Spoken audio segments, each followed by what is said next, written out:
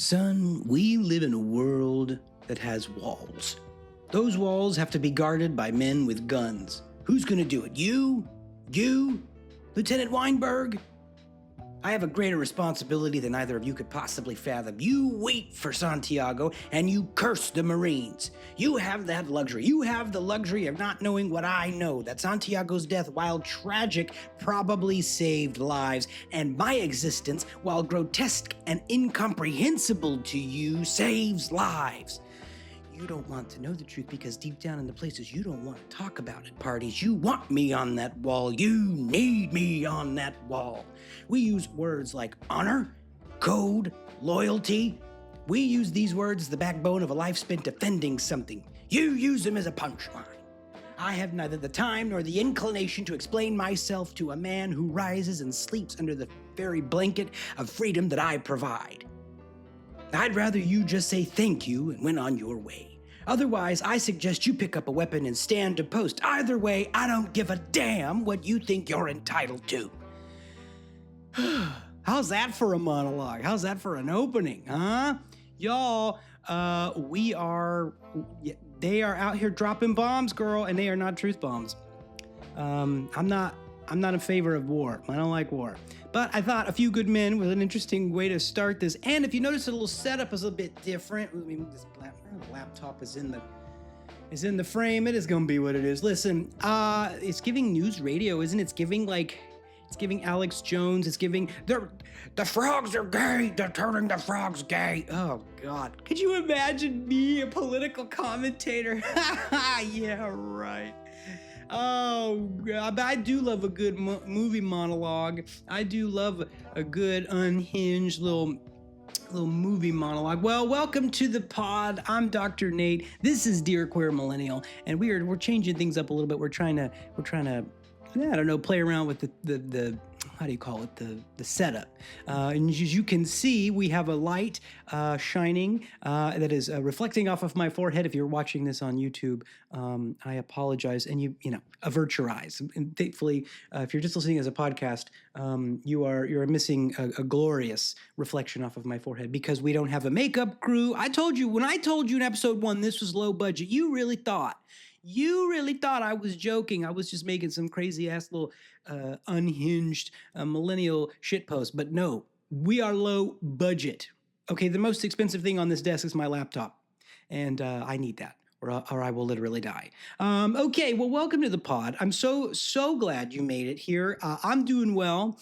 We are on episode 7, of course. We are just trucking along. We're making it our way to goal of 10 episodes to try and see if we can, really stick to this. Because as I've said in the past, I have a tendency to abandon a lot of things, but one of them is hobbies. And podcasting has quickly become something that's a bit of an obsession and something I am, of course, really enjoying. But and honestly, it's just fun to talk to you and to hear all of y'all's responses. I'll get DMs and things online, and it's just so much fun to hear from you and to hear what you think about the podcast and kind of what if any of this stuff resonates with you. And if it doesn't, remember, it's all fake. Nothing here is real. Everything from me. I'm not real. I am a figment of your imagination. You are currently experiencing a delusional episode, and you might need to seek help. But while or you can just hang out in the delusion, because these days, I've always, I had a thing about getting caught up in the delusion. Like, oh no, we want to keep people down to earth. And I say, to hell with that. Earth is currently experiencing technical difficulties, and I would much rather live in a delusion. Okay, so how am I doing? Well, I'm doing pretty good, y'all. I had a bit of a moment. I was spiraling in the drive-thru of McDonald's earlier this afternoon, where I was. I have no food. I ate all my food, so I had to go back and I had to get some groceries. But I was in that place where it's like, if I go to the grocery store hungry, I'm going to make bad decisions, okay? I'm going to make bad decisions both I just buy snacks. That's all I'm going to buy, a cart full of snacks, chips, crackers, cookies, ice cream, which is nothing wrong with those things, but you do want to have good, nutritious meals. So I had to eat something before I went. And so I got me a little double cheeseburger and a little Coke Zero, as the girlies do. And I don't know what it was, but my husband's been gone a week now, maybe, yeah, about a week. No, it's been a week solid. And I thought I could hold out a lot longer to hitting the drive-through. But anyways, so I'm sitting in the drive-through eating my cheeseburger. Well, I'm parked outside of the McDonald's, scrolling Instagram as one does, eating my cheeseburger and sipping my Coke Zero and going, "Whoa, this is a cry for help, Smith. You need to get it together." And so I quickly texted my husband and said, "I need help. I need you to tell me to go get meals because I am fully enjoy." I was having a great time. But I was like having an out of body experience. I literally like floated to the car and floated, to the drive-through, got me, "Oh yeah, let me have a double cheeseburger." And there's nothing wrong with fast food, but girl, I'm really, I already ate out twice this weekend, and I want to make sure that I'm trying to have something nutritious, and certainly, McDonald's is not that, but and anyway, so I went to a meal prep place. It is a like they prepare meals. You just buy them, like. And I got me some, and I got a week's worth, and I picked up some pretty good looking stuff like chicken spaghetti. I got me some, I don't know, like buffalo burgers. All kind of good stuff. So, and all you do is you pop them in the microwave, and bada bing, bada boom, girl. It's mealtime, time to eat, honey. So, yeah, what I'm trying to say is, if you find yourself disassociating in a drive-through, a McDonald's drive-through, check in with somebody, reach out, ask for help. We are here in the arms of we want to help you get back to reality if you want. Otherwise, have fun. Enjoy your delusions and enjoy your disassociation. It is a weird experience, now that we're seeing, all this crazy stuff in the news. And as a millennial who has lived through Desert Storm, who has lived through Operation Iraqi Freedom or whatever they called it, and a couple of other military interventions from the on behalf of the United States. It hit me like nothing to hear that we're, potentially going back to war. And, how do I feel about it? I don't want it. And you imagine me being drafted? Could you imagine me, wig, press on nails, body padding, fucking the whole, oh God. Oh man, I gotta watch those F-bombs. Yeah, I gotta watch them. Imagine me though in full drag running on the battlefield fighting some people. Could you, you think, what do you think? Oh no, it ain't gonna happen. It can happen. It's a terrible idea. It's an absolutely terrible idea. So I am feeling good otherwise, but a little bit unmoored, as they say, a little bit adrift, partially because my partner is gone, but also just like the news is not good, y'all. And I want to, hopefully this podcast serves as a nice little ray of sunshine in your day, because right now it's tough. And, when I was in graduate school, we talked about what it was like to, as a therapist, to work with people who are experiencing, distress as a relation to the news. Right, because if somebody's coming in because of like parent relational conflicts, maybe they're fighting with their kid, or maybe there's like intimate partner disagreements or whatever, I'm trained to help intervene there. But when you have clients who have more existential concerns, much like what this whole podcast is sort of about, which is, kind of confronting the millennial, existentialism of it all.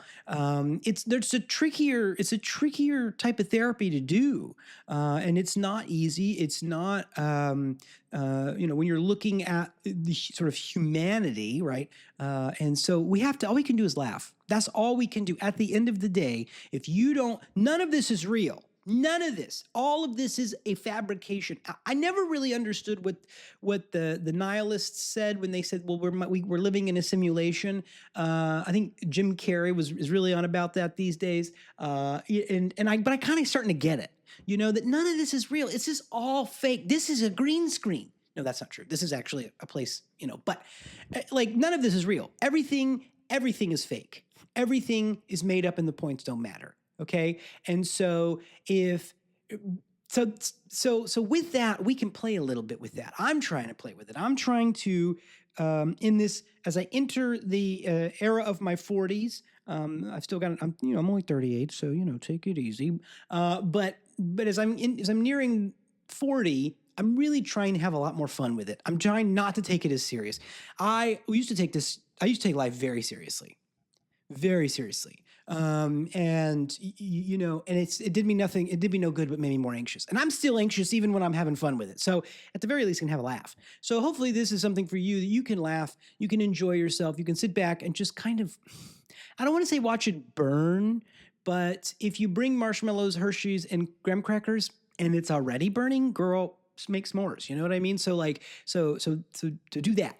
And because it's bleak, and it's always going to be bleak. But the good news is it's all theater too, and so we can try to enjoy having a good laugh. So let's get into the spiral of the week. The spiral of the week is just where I have a rant about something, because who doesn't love a good rant? And y'all, I really enjoy encouraging people to have a spiral. Now, we want you to come back, go to the edge, and then step away from of spiraling. But a good little rant is very therapeutic.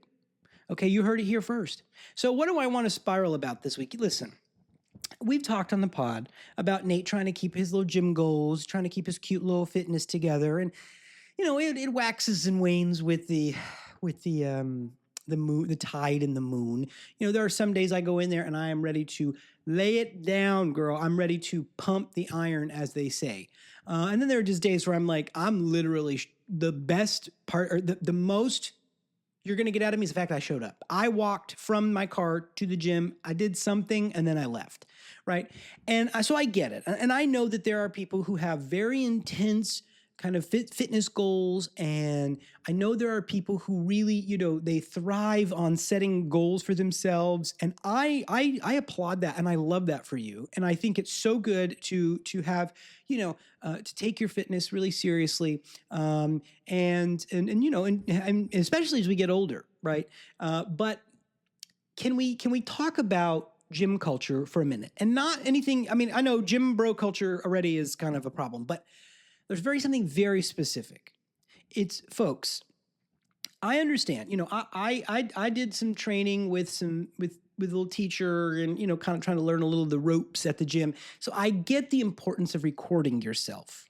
Okay, I get it, because I understand. We're in a public place, and you are trying to, maybe you're trying to record your set or your sets so you can check your form, or I get it. I understand. And I applaud you, and I will do my best to stay out of your way while you record. However, do you need a whole Steven Spielberg film crew clogging up the three machines beside where you are recording yourself doing your sets? Do you need to do that? Do we need this to be a whole Warner Brothers production, Touchstone Pictures production, for you to get a recording of a couple of reps? I was in the gym this morning, okay, and I'm trying to do my little chest press, and like I walk over to the machine, and the gentleman's got 3 tripods. M. Night Shyamalan's in the corner, and action. Cue background, action. Like, what is going on? Folks, like, I get you want to record. I understand that. I respect that. But there is a finite amount of space in this area, and I really need my gym folks who are trying to capture their moves on film to be mindful. You want us to be mindful of you, and we will. I work very hard not to walk in front of those cameras. I walk all the way around the gym if it means that I don't get cut in your frame. I'm gonna need you to be mindful of the damn film crew. Okay, you got the grip, the guy with the mic, the boom mic. You got special effects back there. Come on. Why am I forced to participate in your fitness? I'm here trying to get my fitness together. I'm here trying to get my physical education on. and you wanna shoot a 3.5 hour Guillermo del Toro movie in his gym, okay? And what gets me, what absolutely chaps my ass is the side eye. Look, I get you. I feel you. I know you're in there, and the testosterone is testosteroning, girl. The muscles are flexing. It's hot. The music is not very good because I'm sorry. The music in the gym I go to. Okay, girl, if you need, rap, whatever. I love me some hip hop, but like that, do we have to do that? Like this, like somebody's cousin who has a SoundCloud artist. Like we don't need that. Anyways, doesn't matter. Whatever. We're already overstimulated. Okay. And for us neurospicy adjacent folks, I get that you're trying to cultivate a vibe and a mood. Okay, I see your little cute little gym outfit, your Lululemons or whatever guys are wearing with the cutoff t-shirts, whatever. I get that. Okay, I get it. I respect you. I am but a guest in your home because I don't claim the gym as any kind of particular environment that I'm, very comfortable in. I get that. I am a guest. But what I need you to do is have a little hospitality and a little bit of spatial mindfulness, okay? Because the side eye, girl, you think I got plenty of side eye to give right back to you, okay? Because I get over to this machine and like the guy goes, the rusty hinges on his eyeballs, I heard. His eyes were like literally, like, girl, you could take that side eye and go to hell. I don't have time for it. I am trying. I'm already uncomfortable here. Partially because I don't want to work out, but I have to. We've talked about that. Second of all, I don't wear any of the cute gym outfits. I'm not that committed to the lifestyle, quote unquote. Okay. I am trying to get in and out of here in 30 to 45 minutes because it ain't even all that. There are no PRs trying to be hit. There are no all that. Okay. So I'm already trying to make myself not inconvenient to you. But the side eye does not help. I don't need to feel guiltier about holding up your space when you're out here filming a National Geographic documentary, okay? Hiding it, you got camera people in the bushes. You got special effects, okay? Steven Spielberg, executive produce. Like, how much do we have to... oh, y'all, it's too much. It's too much. And as I said, I get why they do it. I'm not criticizing the fact that that the gym folks are recording themselves. I get that. Okay. What I love is when there's two folks working out together. One person is filming the reps. They switch, film, bada bing, bada boom. I get that's not always possible. Some people like to go to the gym by themselves. So you need to set up a little rig, record yourself, moving on. Okay. But I don't need a hair and makeup team on the side waiting for you to finish your reps so that I can get to the machine beside you because I'm not trying to be no co-star. I was not cast. I'm not, I don't got my SAG card. Like, Can you just, please? That's all I'm asking. I know. I'm sorry, y'all. That one had a little more vinegar in it than normal. But that spiral, that one I was holding on to. I have a list. I keep a list of things I want to spiral about on the pod. And it's getting longer by the day. But that one was fresh. That was hot off the presses. Usually I pick one from a couple, so I don't come off too... too excitable, we'll say, too heated. But this one, I had to let it out. I'm sorry. But yeah, so for those who are filming themselves at the gym, I get it. I understand. I respect it. But let's have a little mindfulness of others. Yeah? Can we agree to that? I'll stay out of your frame. I'll stay out of whatever you got going on over there, but I'm going to need you to keep it to the vicinity of the machine you are on. That's all. If you can do that, we'll get along just fine.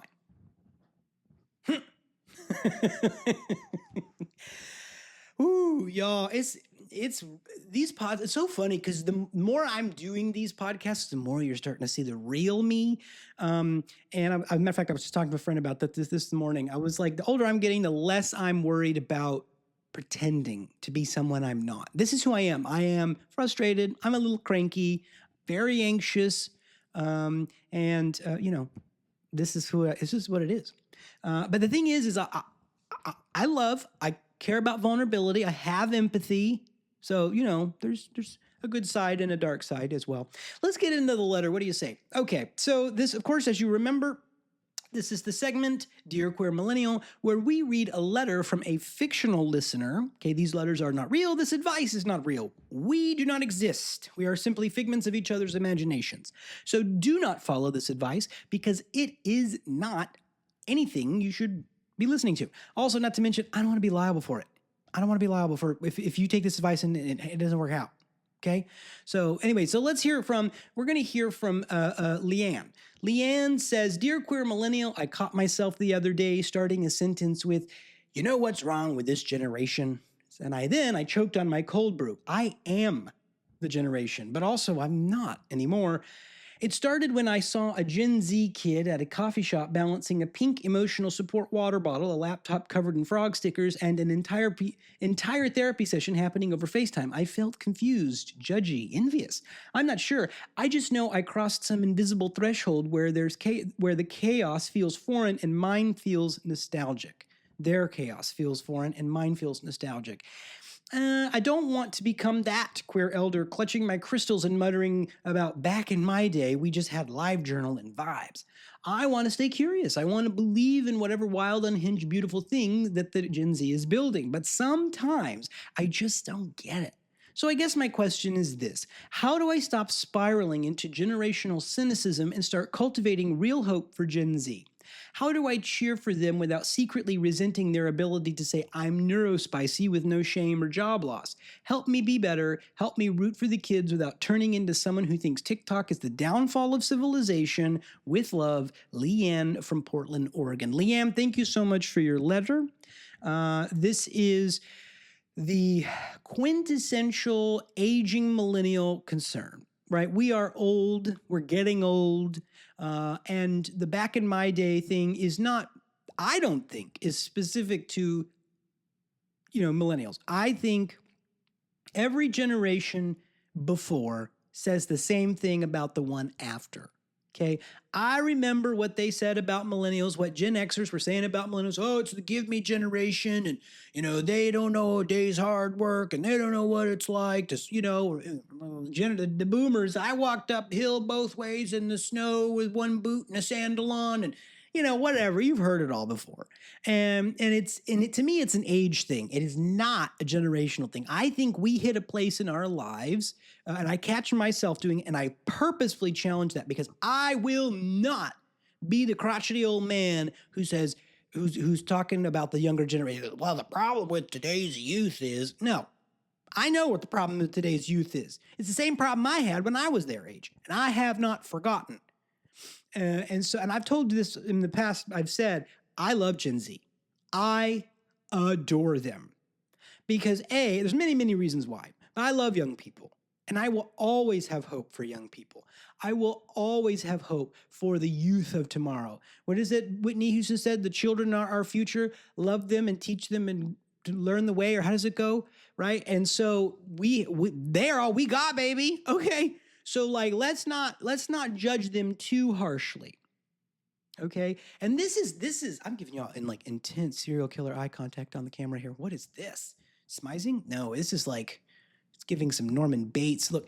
Okay. So my point is that I because you hear this with Gen Z, especially the TikTok generation, the iPad kids and all these things. And I have more empathy for Gen Z than I do any kind of criticism of them. I think that they are a creative generation. I think they are a no bullshit generation. They are who I think millennials wanted to be. Yeah, I'll say it again. I think the protesting and the political pushback and the pop culture, all the things that Gen Z is what millennials wanted to be. Now, it's not to say that millennials didn't have their own good things, because we did. But this is a generation, Gen Z is a generation after the internet kid generation, right? So we grew up with the internet. We remember life before the internet. I used to play outside. I had a clubhouse. How's that? Had no Wi-Fi. But the generation after me, internet was their life. I mean, I know kids who are doing online schooling for, that's part of their deal, right? So how do we as a generation maintain hope for the young people? And I think it has a lot to do with recognizing where we are in our own development. That's right. Ooh, Dr. Smith, Dr. Nate's going to turn this into a teachable moment. Hello, Professor. How are you? Really, again, it comes down to where we are in our own development, because we've lived a little life. We were bruised. We've been beat up a little bit. We've lived through a lot of shit. I mean, I can't even begin to name all the things that the millennials have lived through.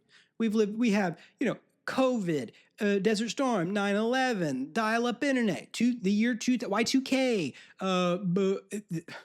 whatever, a bunch of other stuff, American Idol.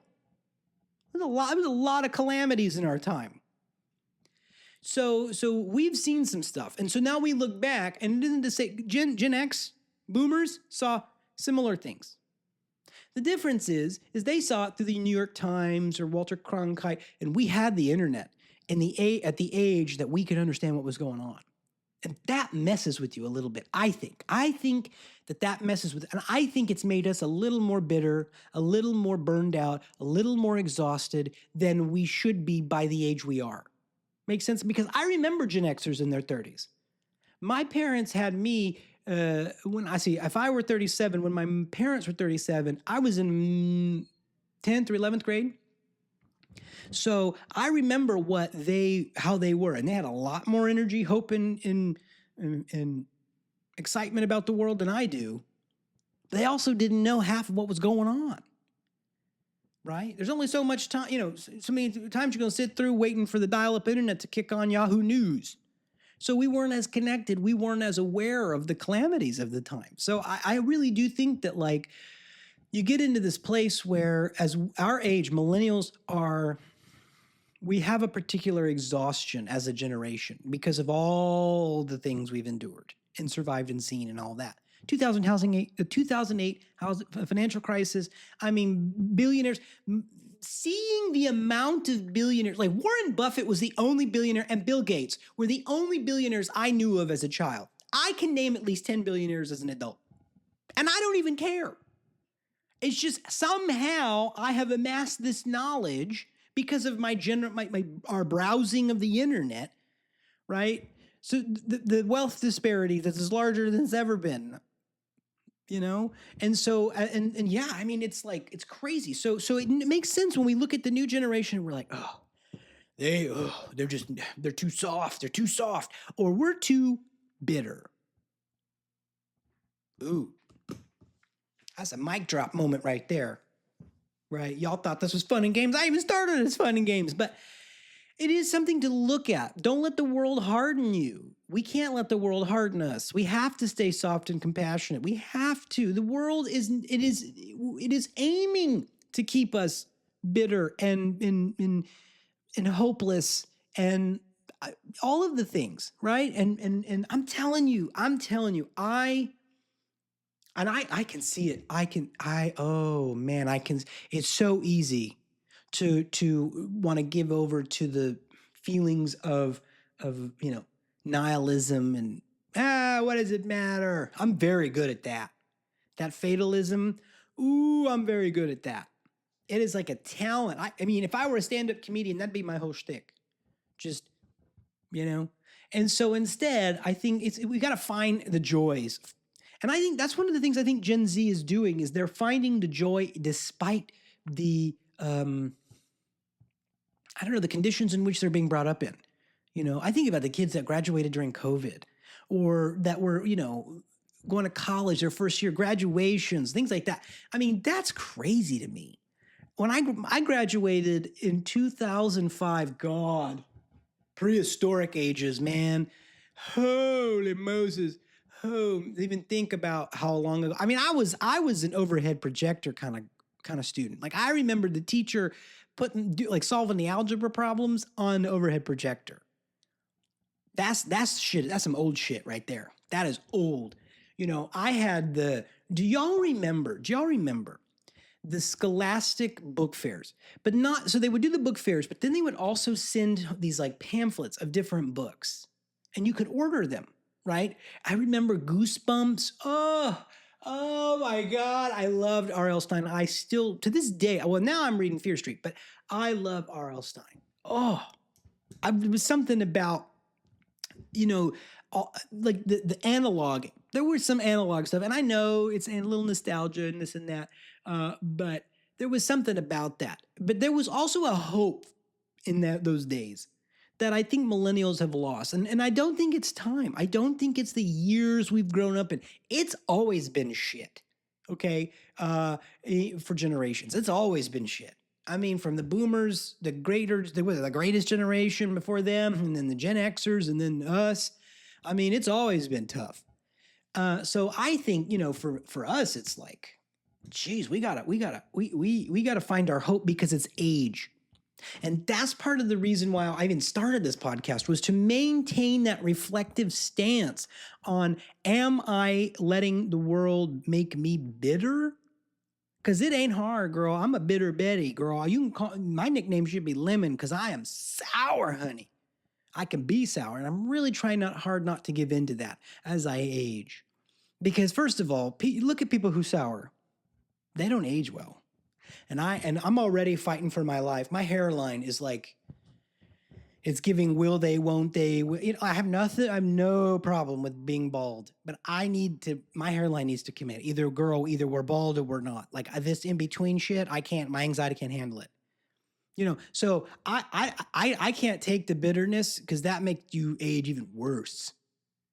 Oof. I'm not trying to be old, bitter, and age terribly. Are you kidding me? So I'm trying to maintain that hope, maintain that sense of humor, try to, and give Gen Z a frickin' break. One of the things I love about Gen Z, and I don't know if you know this, it's the Williams Institute, one of those like demographic organizations that studies like populations and things, said that this is the queerest generation in history.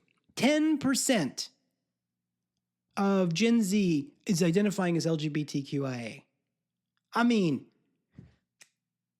the girls, the children, the dolls, girl, are here, honey. And I love that. I think, and it's what we fought for. Why would millennials be so critical of the generation after us when we were when they're enjoying the fruits of our labor? It's like being a parent who's pissed off that their kid likes their present that they got. Like, come on. Sorry, Lianne, I'm really going in on you, girl. I know. I'm trying to bring it back. It's just, I really have a lot of hope, and I have a lot of optimism for Gen Z, and I have a lot of Gen Alpha, and I mean, the skibbity toilet, that I could do without. I'm not really into that. And I don't, I don't even know what it means. I'm gonna be really honest with you. Matter of fact, what does it mean? Skibbity toilet. Let's see. I have to go to the trusty internet here. Let's see. Skibbity toilet is a series that follows a war between toilets and with human heads coming out of their bowls. Well, didn't need to Google that. That's an image I could live without. Okay. It's got a 4 out of 10 on IMDb. That's crazy. So this is like a show. Skibbity Toilet is a dystopian series of fast-paced YouTube videos and shorts produced by Machinima Style, a storytelling style using 3D graphics. In its slang, something that is considered bad, lame, or terrible. Got it. Yeah, the imagery. Y'all don't Google that shit. There's a head coming out of a toilet. Yikes. On second thought, my optimism, I'm just kidding.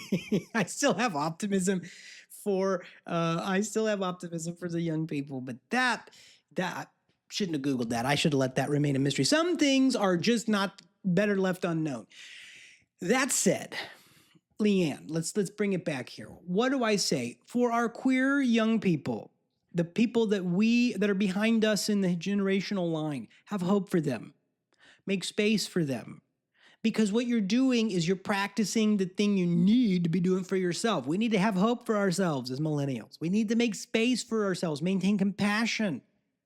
There's enough struggle out there. We don't need any more. I mean, I got enough struggle just trying. I mean, I was sitting alone in the drive-thru at McDonald's contemplating my life while eating a double cheeseburger and a Coke Zero.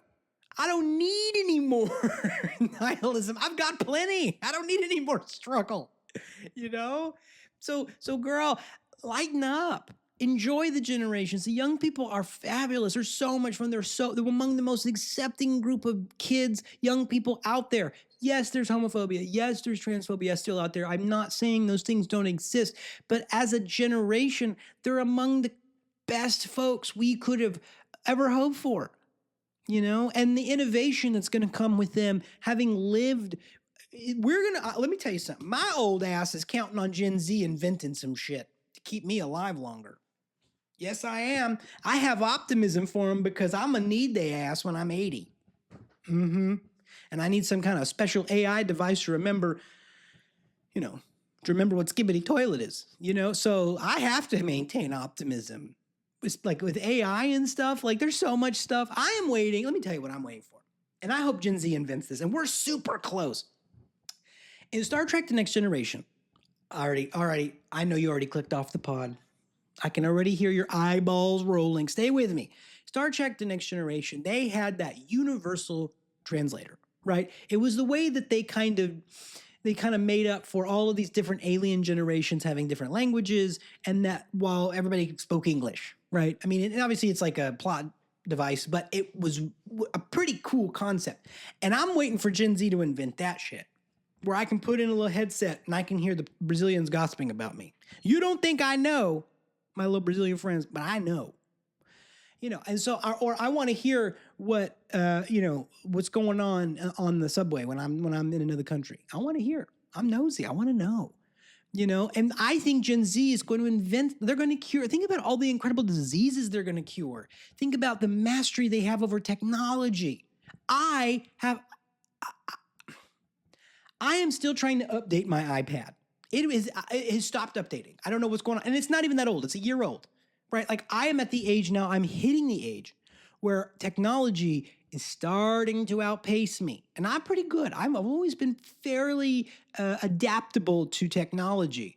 But it's getting to the age where I'm going to have to talk to my Gen Z niece and nephew and be like, hey, my phone's not updating.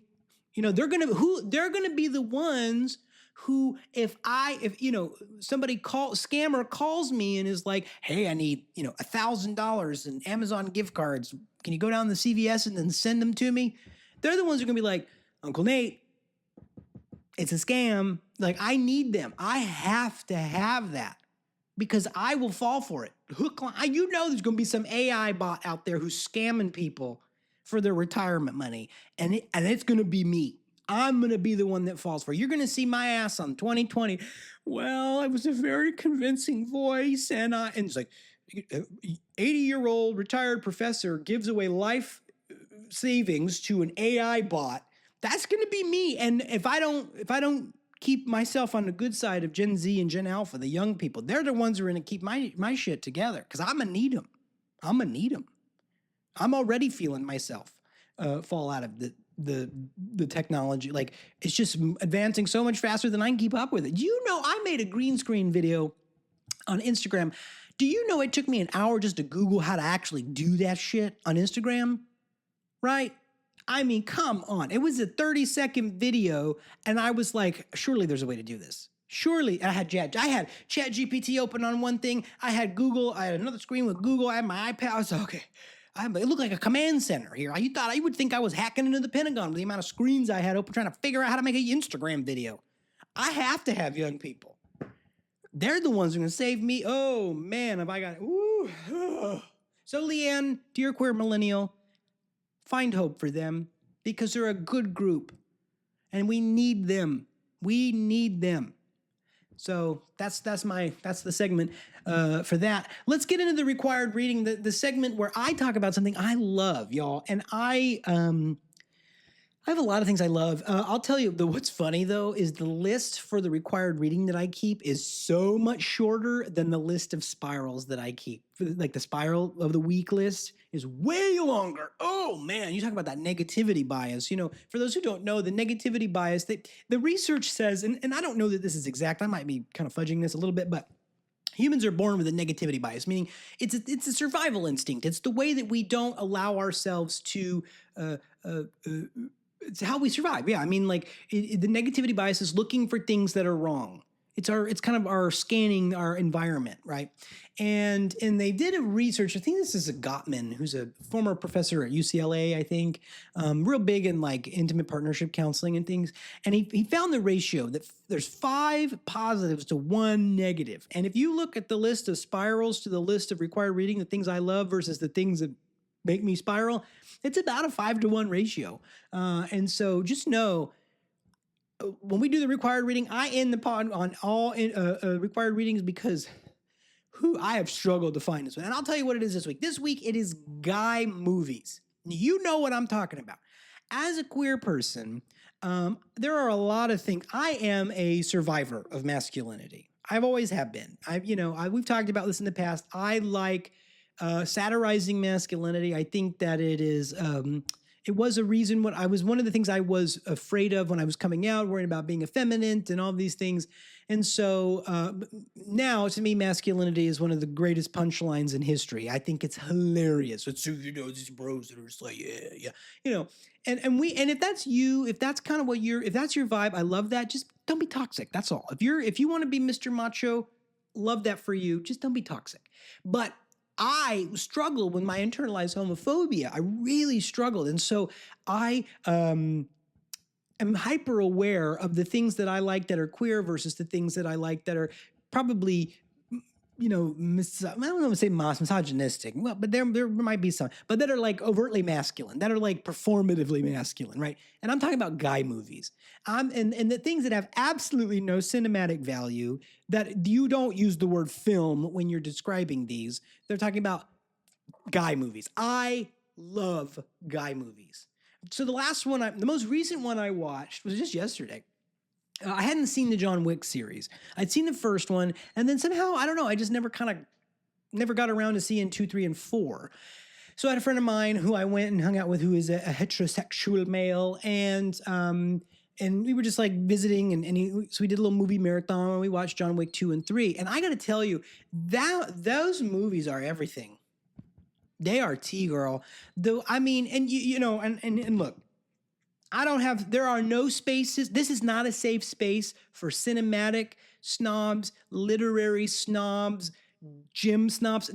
You are not safe here, because I will light you up if you try to talk about, the directorial debut of the film quality and the cinematic value. No, I don't care about none of that.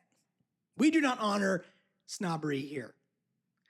These movies are so much fun. They are, and it's Keanu Reeves, we love Keanu Reeves. Love her. Okay. She goes in there and she lights every one of them girls up. And it is just literally 4 movies there's a plot, don't get me wrong, but it's 4 movies of her just blowing shit up, shooting shit up. It is a good time gal. I'm telling you. And it got me thinking about how much I love those kinds of movies. And they're like, oh, it's violence, and you're creating, you're perpetuating violence. And maybe I will entertain. I am not perpetuating violence because I'm not a violent person. And I don't even like them for that reason.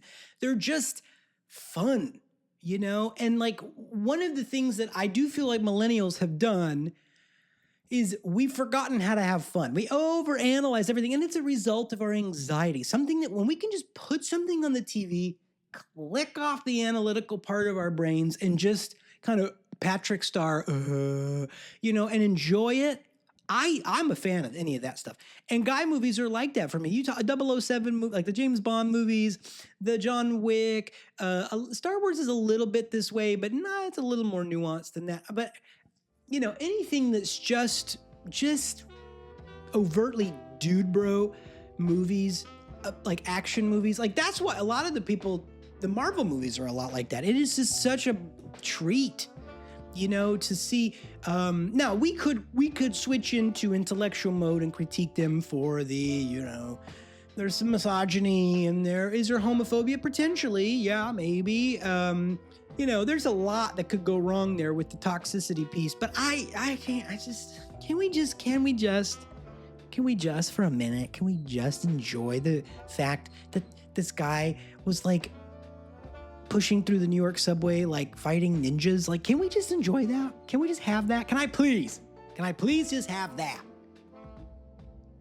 So anyways, that's the required reading of the week, is these guy movies. John Wick, I'm obsessed with that. I'm obsessed with that movie. There's a whole comic book series. There's a book, like a fictional novelization of the movie. And I'm trying to think of some other good, the Kung Fu movies are kind of dude bro movies too. Like Jackie Chan, I love Rush Hour. Or Super Cop. Are you kidding me? Forbidden Kingdom. And I still to this day don't understand why more people didn't make a bigger deal of that movie. Forbidden Kingdom was a total dude bro movie, guy movie, Kung Fu. It was Jet Li versus Jackie Chan. How nobody made a bigger deal about that when that movie came out is beyond me. So I don't know. What is the required reading? So go check out a good guy movie and click off your brain for about an hour and a half and just enjoy it. Just enjoy it. It's okay. You have my permission. Just enjoy it. Not everything needs to be overanalyzed. Some things are just what they are. Garbage. And it's okay. All right, y'all. Thank you so much for checking out the pod. I hope you enjoyed episode 7. I appreciate it. And I will see you in the next episode. Bye.